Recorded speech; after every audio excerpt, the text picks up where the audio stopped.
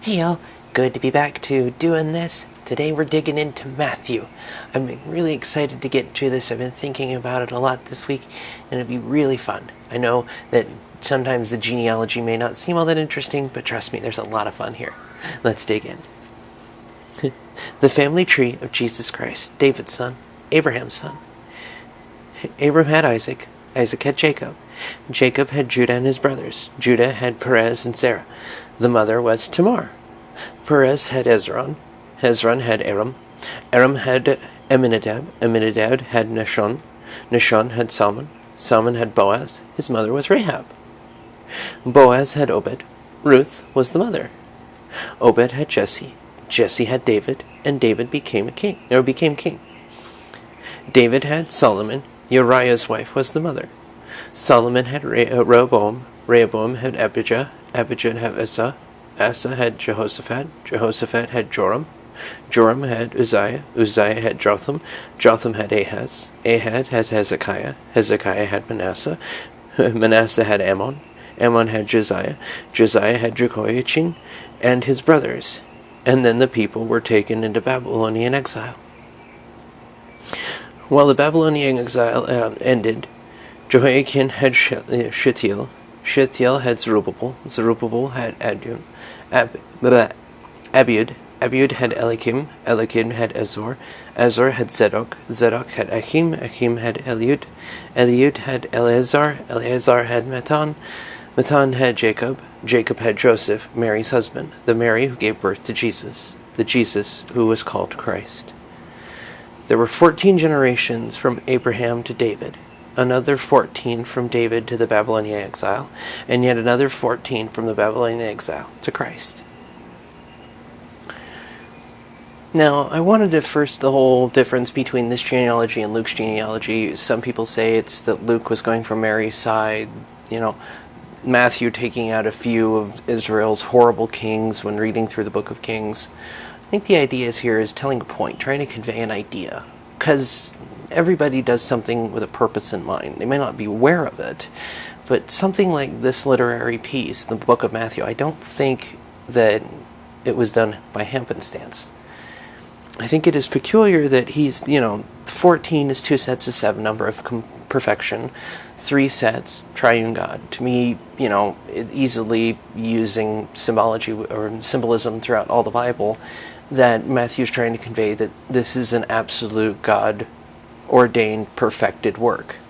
It is the completed promise of David, the completed promise of Abraham.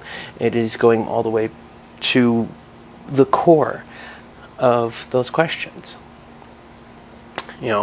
The part, though, that I wanted to dig in, because there's a lot of fun digging into why each one of those kings was there, what kind of person each one of those kings was. There's a lot of fun there to dig in through kings. But the thing that's been sticking out to me most were the 3 women. Because other than Mary at the very last bit there, you had Tamar, Rahab, Ruth, and Uriah's wife. And I started thinking, okay, what exactly is the reason for this? Because everybody has their reasons, and a lot of commentary out there. But I started praying about each one of these women. Because I wondered, what do Tamar, Rahab, and Ruth have in common? Because we can see each one of them in the Bible. Genesis 38 for Tamar, Joshua 2 for Rahab, and Ruth has her own book. So, Tamar. Short version of her story. And it's just this little pop-out in Genesis 38, which is kind of interesting in and of itself. But Judah finds a wife, has 3 kids. First one he gets a wife for, he's wicked and dies. So the wife, Tamar, is given to the second son to carry on the brotherly duty to do what is expected unopenly of them, but what is the right thing to do by her. And he's wicked also, dies, comes to the third son. Judah says, go live with your father as a widow, and when he's of age, then we'll do that whole thing. Gets to the point where the third kid's of age to be a husband, and he's not given over. So she disguises who she is, ends up sleeping with Judah because she knows that she's not going to be able to sleep with the third son, and ends up getting pregnant. The cord and seal from Judah are what she uses as, payment, or, a promise until she's paid with the kid. Holds on to it until the point where she's brought out and says, Judah, burn her to death. Shows the cord and seal, and Judah says, she's more righteous than I am on this one. I was in the wrong. Rahab, woman who is a prostitute in the city of Jericho. She has a couple of Israelite slaves come in, sent by Joshua, hides them up in her roof, and then sends the king and his people off on a wild goose chase rather than turn the Israelite spies over to them. Recognizing it's like, we all know that you serve the God who parted the Red Sea, the God who turned over these two cities before you guys even showed up here. So I would rather not, deal with that. Just promise, because she knew which side she wanted to be on. She knew which side was stronger. She knew that there was something different.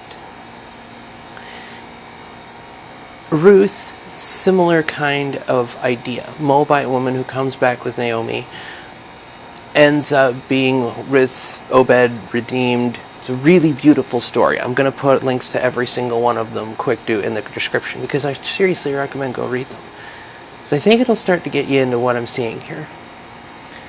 Because each one of these women, though they did things that were slightly different, each one of them did something that could be considered righteous. It's a trust kind of thing. And hear me out. This might get a little befuddled, but it's because my brain has been racing on these three. Tamar is called more righteous. So what she did, Judah never sleeps with her again, and that whole thing. But it's curious that he recognizes that she was doing the right thing. It looked a little different, but she was doing what it was to be treated as a person. Rahab, in the city, she's just, a prostitute. And even nowadays, we just, the Rahab the prostitute. No. Rahab, the woman who chose two spies, and rumor, if you will, like if nobody was there to see the part other than the Israelite people, then all she has is the story going around about these people and their God, Yahweh, and knows that Yahweh is the true God. Her Jericho idols, they don't have any power compared to this God. And she wants to save her family. So she hides them, does what she can, lies to the authority there, because she's doing what she knows is right. Ruth, she did not know the culture, but she knew what was right. She wasn't an Israelite. In fact, none of the three women are. And it's interesting to me that the three women that are referenced by name other than Mary, the mother of Jesus, each one of them is a non-Israelite who chose God instead. And that's what I want to look at right here, is choosing God instead. Because we live in a culture where we're basically torn between two ideas, two idols, two masters. How do we want to do it? And sometimes it is a rule-following question. I think it's the idea of what looks the more accurate route, what one looks the better way to do it. Because each one of the three of them was more interested in doing what was right, that inborn thing that recognizes, well, that's wrong. Because certain behavior has to be taught.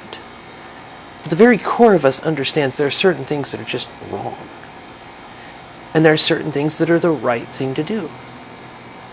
And I really do think that these three women exemplify the outsider being welcomed into God's family in a very literal sense, because they were interested in the right thing. Because to me, that doesn't say that the right, nor it's what you're chasing after. Because if we're chasing after God and we stumble in the right direction, at least it's stumbling in the right direction. It's not trying to argue about, are we going to have these perfect lives? Are we going to have these perfect walks? Are we going to be able to look the exact way? No, each one of us is completely different and meant for something completely different. But that's the beauty of it. Those differences help us come together. And each one of these Gentile women, they put aside this, what their culture looked like, what they could see as right or wrong. I mean, she knew that she was going to be called a prostitute, Tamar did, and to be put to death. And she is saved by the fact that she thought ahead with the seal and said, no, see, I did this because you wouldn't do right. Rahab, the right thing here to do is to not fight against the being that we see has true godly power. Because the twigs, they're not doing anything. The invisible God the Israelites are following part C's. So I'm gonna nod. And does the right thing. Ruth left her people, left her homeland, went with Naomi all the way back to Israel, and was redeemed by Boaz. And it's a beautiful thing that God is working in all of these people's stories. That chasing after Him and doing the right thing may look a little different, but He knows our hearts. And if we can come to Him with a clean heart saying, I need you to direct me. I'm not sure what to do. I'm not sure where to go. I know that you're in charge. I know that you're a greater. I know that you're God. I'm not. So direct. Lead me. Show me what to do, even if it looks a little different. Because in a world that's on fire, a little different might not be a bad thing right about now. And I hope that we can embrace that. I hope that we can embrace these three women here and do what is a little different. Probably about the little scatter bit here and there, because a little out of day. Injection went well. But no, I hope that we can embrace this. Because it's interesting to me that Uriah's wife, Uriah is a very righteous man. If you read through his story, how he interacts with others, he does what he can to put others first. Even in his heart, he puts others first. His behavior, his actions, every bit of him puts others first. And Bathsheba's story doesn't say whether or not her ending up with David was consensual or not. But that's neither here nor there. It's interesting that it's talking about the righteousness there. What if Uriah's righteousness was good enough to cover for Bathsheba and David's sin? Hear me out. It echoes back to the idea of Sodom and Gomorrah with Lot, where Abraham and God are talking. Will you do it for 50? Well, yeah, I'll spare that for 50. 45? Spare it for 45, yeah. 30? I'll spare it for 30. Because Abraham's sitting here going, bidding war, bidding war, bidding war, and God's going, okay, keep going. Farther down, you'll get it. Because in the end, He did it for the one. His Son. He spares humanity. He spares all who follow the Son by the sacrifice of the one Son. For the one Son. Tell me that's not a beautiful thing. Tell me that kind of infinite love. That will call you out. Oh, absolutely, it will call you out. And that's why I'm not calling or saying a call to, purposely do things different. No, measure it against your heart. God will walk you where He wants you. God will take you where He wants to take you. We can put up a fight, and it will hurt. But where is our heart? If we truly want to pursue God, and it looks a little different, then embrace the fact that He seems to love a little different. And He loves to shower mercy. And just for a moment, thinking about this, the whole argument of, well, what about when God destroys in the Bible?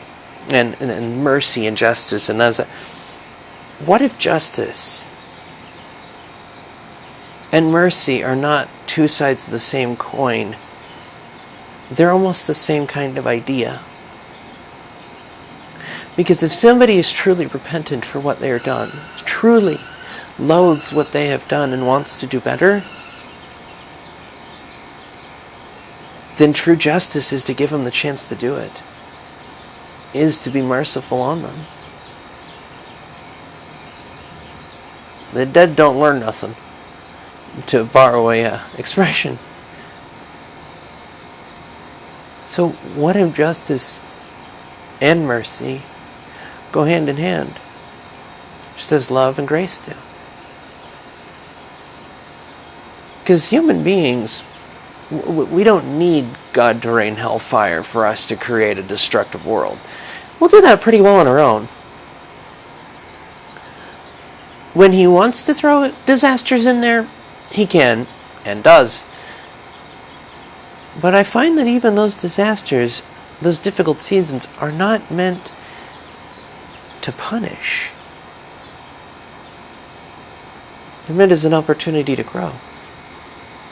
I think to Job. God in His infinite wisdom returns everything to Job.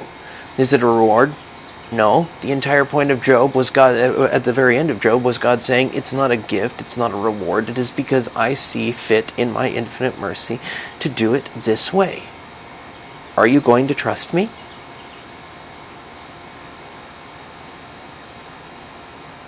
It's the question, because each one of these women decided to trust God a little differently.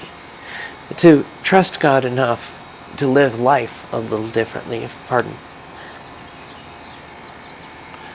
And I think that's a beautiful thing. Life a little different is not a bad thing. And a lot of the kings in here, and people like Boaz,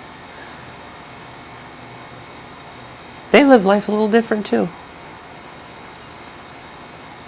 But it's kind of fun, the three women that decided to live life a little different and walk a faith that you may not have been sure of, but they knew it was right. And they were welcomed quite literally into the family tree. Just as we are. He is the vine, we are the branches. As long as we want to grow, we'll stay in and get pruned. Remember, there are growing seasons and resting seasons. Winter is a thing. For a reason. And know that because He knows your heart, He has you where He wants you. That's the trust here. That's where Job comes in with the wisdom of saying, yeah, sometimes crap happens, but you trust in God, aren't you? Yeah, well then know that He's got you. Which harkens right back to the parable where Jesus talks about, or I guess not really a parable, but teaching of God looks after the wildflowers. How much more will He look after us? It's all trust. And all of that is a relationship. And like with any relationship, we're not mind readers. And it's how we have to push forward. It's all an opportunity to grow. And I talk about this as a relationship as having like a physical person, because it is. Jesus is a physical person. Not here right now, but some people aren't, God's got it. It's all about trust. And being okay with having that walk look a little different. I look forward to seeing you guys next week as we continue on into Matthew through the story of Jesus' birth. I can't wait to see you then. And remember, it's okay to look a little different. In fact, I know God made each one of us a little different just because that's important to Him. We're all made in His image after all.